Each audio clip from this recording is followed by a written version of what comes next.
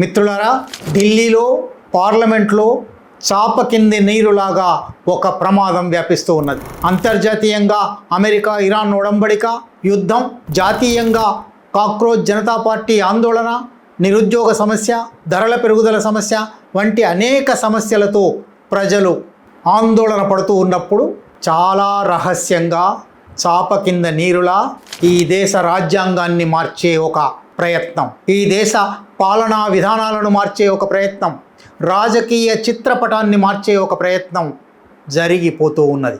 అది ఈ దేశంలో అందరికీ తెలిసిన విషయమే.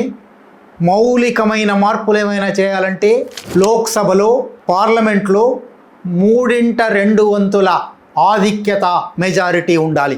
భారతీయ జనతా పార్టీకి లేదా ఎన్డీఏ కూటమికి అంత ఆధిక్యత లేదు కనుక ఆ ఆధిక్యత సంపాదించడానికి అనేక ప్రయత్నాలు చేస్తూ ఉన్నారు. ఆ ఆధిక్యత లేకపోవడం వల్లనే గత పార్లమెంటు సమావేశంలో డీలిమిటేషన్ బిల్లు ఓడిపోయింది. గత పార్లమెంటు సమావేశాల దగ్గర నుంచి ప్రారంభించి రానున్న వర్షాకాల సమావేశాల లోపుగా భారతీయ జనతా పార్టీ ఎన్డీఏ కూటమి 3/2 సాధించే దిశగా ఒక్కొక్క పావు కదుపుతున్నది. కాస్త జాగ్రత్తగా అర్థం చేసుకోవలసిన ప్రక్రియ ఇది. 543 స్థానాల లోక్సభలో 272 స్థానాలు వచ్చిన పార్టీ ఆధిక్యతలో ప్రభుత్వాన్ని స్థాపిస్తుంది, పాలన నడుపుతుంది. కానీ 2024 ఎన్నికల్లో భారతీయ జనతా పార్టీకి 272 రాలేదు, 240 మాత్రమే వచ్చాయి. ఎన్డీఏ కూటమి పార్టీలు కూడా కలిసి హఠాత్తుగా చేర్చుకున్న నితీష్ కుమార్, జనతాదళ్ యునైటెడ్తో సహా, తెలుగుదేశంతో సహా ఎన్డీఏ కూటమి అంతా కలిసి బొటాబొటీగా 293 స్థానాలతో ఎన్డీఏ ప్రభుత్వ పాలన మొదలైంది. 293 అంటే 3/2 మెజారిటీ కాదు. 543 స్థానాల లోక్సభలో 3/2 ఉండాలంటే 362 స్థానాలు కావాలి. అంటే ఏ కీలకమైన మార్పులు చేయదలుచుకున్నా, ఏ కీలకమైన బిల్లును చట్టంగా మార్చదలుచుకున్నా భారతీయ జనతా పార్టీకి, సంఘ్ పరివారుకు 362 కావాలి. అవి రాలేదు గనుకనే డీలిమిటేషన్ అనే పేరుతో దేశవ్యాప్తంగా రాజకీయ చిత్రపటాన్ని మార్చే ఒక పెద్ద ప్రయత్నం భగ్నమైపోయింది. భగ్నమైపోయిన తర్వాత హఠాత్తుగా వర్షాకాల సమావేశాలు ప్రారంభం కావడానికి 5-6 వారాల ముందు నుంచి ఒక ప్రయత్నం ప్రారంభమైంది. జూన్ 8, 9 తేదీలలో లోక్సభలో 29 మంది సభ్యులు ఉన్న తృణమూల్ కాంగ్రెస్లో 20 మంది సభ్యులు మేము తృణమూల్ కాంగ్రెస్ నుంచి విడిపోతున్నాము అని ప్రకటించారు. విడిపోయి ఒక పెద్ద ప్రహసనం నడిచి ఇప్పుడు వాళ్ళు ఎన్డీఏ కూటమికి మద్దతు ఇస్తూ ఉన్నారు. అంటే 293 అల్లా ఇప్పుడు 313 అయింది.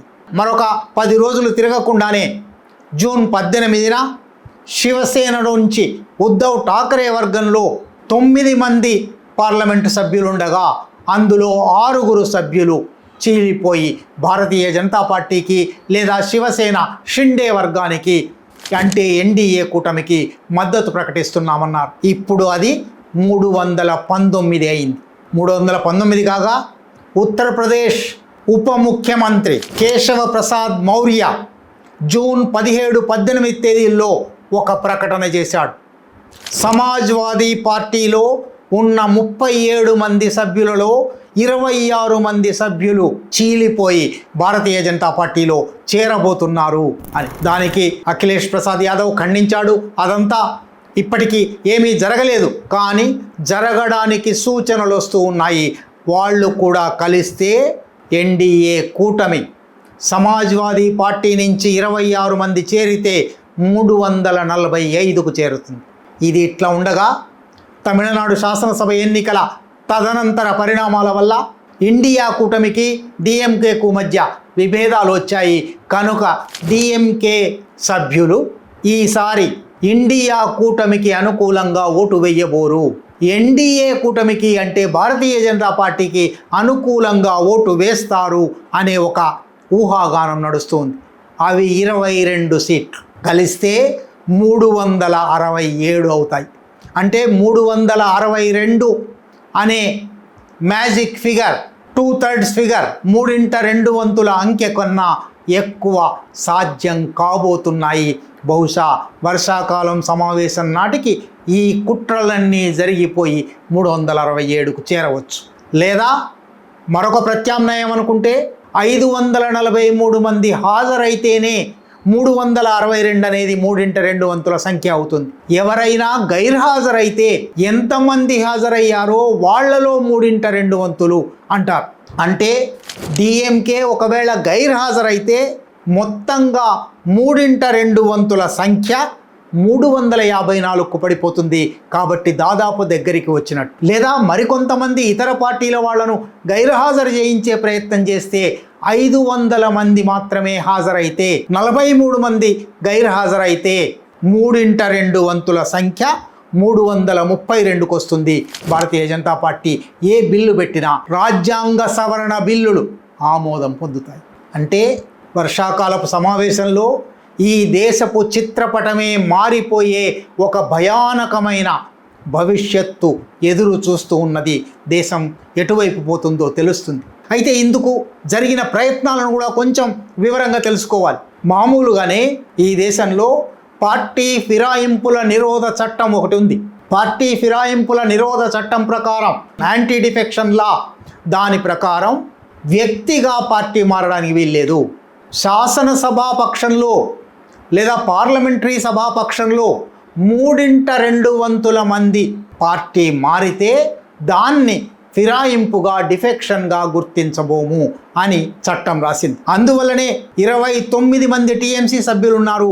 3/2 అంటే 20 అవుతుంది. కాబట్టి 20 మందినే మార్చారు. శివసేన ఉద్ధవ్ ఠాక్రే వర్గంలో 9 మంది ఉన్నారు. 3/2 అంటే 6 అవుతుంది. కనుక 6గురిని మార్చారు. అంటే చట్టం విధించిన నిబంధనను దాటడానికి, దాన్ని తారుమారు చేయడానికి ఉద్దేశపూర్వకంగా ఎంతమంది కావాలో అంతమందిని చేర్చడం. దీనిలో ఇంకొక మతలబు కూడా ఉంది. తృణమూల్ కాంగ్రెస్ నుంచి చీలిపోయిన వాళ్ళు నేరుగా భారతీయ జనతా పార్టీలో చేరలేదు. నేరుగా భారతీయ జనతా పార్టీలో చేరకపోవడానికి కారణాలు ఏమిటి అని చాలామంది పరిశీలనలు, విశ్లేషణలు చేస్తూ ఉన్నారు. బహుశా ఈ 20 మందిలో కొంతమంది ముస్లిం పార్లమెంట్ సభ్యులు ఉన్నారు. కాబట్టి వాళ్లను చేర్చుకోవడం, నేరుగా చేర్చుకోవడం భారతీయ జనతా పార్టీకి ఇష్టం లేదు. అందువల్లనే దీన్ని ఆమోదించలేదు అని ఒక ఊహాగానం వస్తుంది. రెండోది, భారతీయ జనతా పార్టీ నేరుగా చేర్చుకుంటే ఎంత పెద్ద ఎత్తున విమర్శలు, అభిశంసనలు వస్తాయో కనుక దానికి మరొక మార్గం చూడాలి అనుకున్నారు. త్రిపురలో nationalist citizens party of India అని ఒక పార్టీ ఉన్నది. రిజిస్టర్డ్ పార్టీ, ఎన్నికలలో పోటీ చేసి 1% ఓట్లు కూడా ఎప్పుడు గెలుచుకోలేదు. ఎక్కడా శాసనసభలో కానీ పార్లమెంట్లో కానీ ఎప్పుడు సీట్లు రాలేదు. అది ఒక ఊరు పేరు లేని పార్టీ, నామ్ నిషాన్ లేని పార్టీ. 20 మంది తృణమూల్ కాంగ్రెస్ నుంచి చీలిపోయిన పార్లమెంట్ సభ్యులు నేషనలిస్ట్ సిటిజన్స్ పార్టీ ఆఫ్ ఇండియాలో చేరారు. Nationalist citizens party of India Bharatiya Janata పార్టీకి, ఎన్డీఏకు మద్దతు ప్రకటించింది.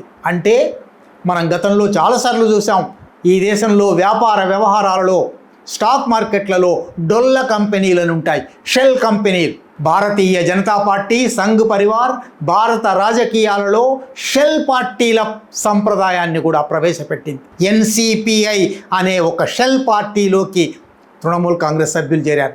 ఆ షెల్ పార్టీ ఖజానా అంతా వాస్తవంగా భారతీయ జనతా పార్టీ ఖజానా. ఇన్ని కుట్రలు, ఇంత కుతంత్రాలు, వీటితో 3/2 సాధించాలనుకుంటున్నారు. ఈ 3/2 సాధించడం ఎందుకోసం? 3/2 సాధిస్తే వెంటనే మొన్న ఓడిపోయిన డీలిమిటేషన్ బిల్లు పాస్ అయిపోతుంది. అంటే దేశంలో నియోజకవర్గాల పునర్విభజన జరిగిపోతుంది. నియోజకవర్గాల పునర్విభజన అంటే అమెరికాలో సుప్రసిద్ధమైన జెర్రీ మ్యాండరింగ్ అంటారు. అంటే ఈ నియోజకవర్గం ఇట్లా ఉంటే మనకు ఓట్లు తక్కువ పడతాయి, కాబట్టి నియోజకవర్గపు సరిహద్దులు మార్చండి. ఈ నియోజకవర్గంలో నుంచి కొంత నియోజకవర్గాన్ని అవతలికి కలపండి, అవతలి నియోజకవర్గం నుంచి కొంత దీంట్లో కలపండి అనే ఒక దుర్మార్గమైన ఎత్తుగడ ఈ డీలిమిటేషన్లో జరగబోతూ ఉంది. ఆ డీలిమిటేషన్ బిల్ పైకి చూడడానికి అది మహిళా రిజర్వేషన్ కల్పించడానికనే పేరుతో ఈ దేశంలో జెర్రీమాండరింగ్ జరపడానికి ఒక పెద్ద కుట్ర జరగబోతుంది. ఆ కుట్రకు సంబంధించిన బిల్లు రేపు వర్షాకాలపు సమావేశాల్లో మళ్ళీ ప్రవేశపెడతారు. ఈ 319, 345 లేదా 367 ఈ సంఖ్యతో 3/2 మెజారిటీతో పాస్ అయిపోతుంది. అది మాత్రమే కాదు, మరెన్నో రాజ్యాంగ సవరణలు చేయడానికి భారతీయ జనతా పార్టీ, రాష్ట్రీయ స్వయం సేవక్ సంఘ్ ఎప్పటి నుంచో మాట్లాడుతున్నాయి. అసలు ఈ రాజ్యాంగమే పనికిరాదు, ఈ రాజ్యాంగాన్ని రద్దు చేయాలి, మనుస్మృతి ఈ దేశానికి రాజ్యాంగం కావాలి అని అంటూ ఉన్నారు. ఆ పని జరిగినా ఆశ్చర్యపోనక్కర్లేదు.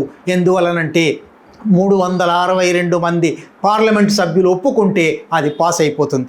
అటువంటి రాజ్యాంగ సవరణలు ఎన్నో చేసి ఈ దేశపు సమాఖ్య స్వభావాన్ని మార్చడానికి, ఈ రాజ్యాంగంలో ఉన్న ఆదేశిక సూత్రాలను మార్చడానికి, ఈ రాజ్యాంగపు ప్రవేశికలో ఉన్న రాజకీయ, సామాజిక, ఆర్థిక సమానత్వాన్ని, న్యాయాన్ని రద్దు చేయడానికి భారతీయ జనతా పార్టీ ప్రయత్నం చేస్తూ ఉన్నది. ఇప్పుడు పార్లమెంటు ముందర మీడియా బిల్లు ఉన్నది, సోషల్ మీడియా బిల్లు ఉన్నది, న్యాయ వ్యవస్థను మార్చే బిల్లు ఉన్నది, ఎన్నికల ప్రక్రియను మార్చే ఒకే దేశం ఒకే ఎన్నికలు అనే బిల్లున్నది, రాష్ట్రాల హక్కులను కాలరాచే తగ్గించే బిల్లు ఉంది, ప్రజల ప్రాథమిక హక్కులను కొల్లగొట్టే బిల్లులు అనేక ఉన్నాయి. ఈ బిల్లులన్నీ 3/2 మెజారిటీతో పాస్ అయిపోతాయి. యూనిఫామ్ సివిల్ కోడ్ తెస్తాము అని ఎప్పటి నుంచో అంటే ఈ దేశంలో వైవిధ్యాన్ని, భిన్నత్వాన్ని రద్దు చేసి మొత్తాన్ని ముద్ద కలిపి ఏకత్వం పేరుతో రాష్ట్రీయ స్వయం సేవక్ సంఘ్కు అప్పగించడానికి ఒక ప్రయత్నం. ఇవన్నీ జరగాలంటే 3/2 రావాలి. 3/2 రావాలంటే అన్ని పార్టీలను చీలదీయాలి, ధ్వంసం చేయాలి, రద్దు చేయాలి. ప్రతిపక్ష ముక్త భారత్, ప్రతిపక్షాలు లేని భారతదేశం కావాలి అని బహిరంగంగానే చెప్తున్నారు. దానికి సంబంధించిన అంకెల కుట్రలు, గణాంకాల కుట్రలు గత 10-15 రోజులుగా జరుగుతున్నాయి. వర్షాకాలపు సమావేశాల వరకు ఇవి జరుగుతాయి. వర్షాకాలపు సమావేశాల్లో ఏ పిడుగులు పడతాయో, ఏ ఉరుములు ఉరుముతాయో తెలియదు. ఈ ఛానల్లో కంటెంట్ నచ్చితే సపోర్ట్ చేయండి. ఛానల్ నడవటానికి మీ సపోర్ట్ చాలా అవసరం.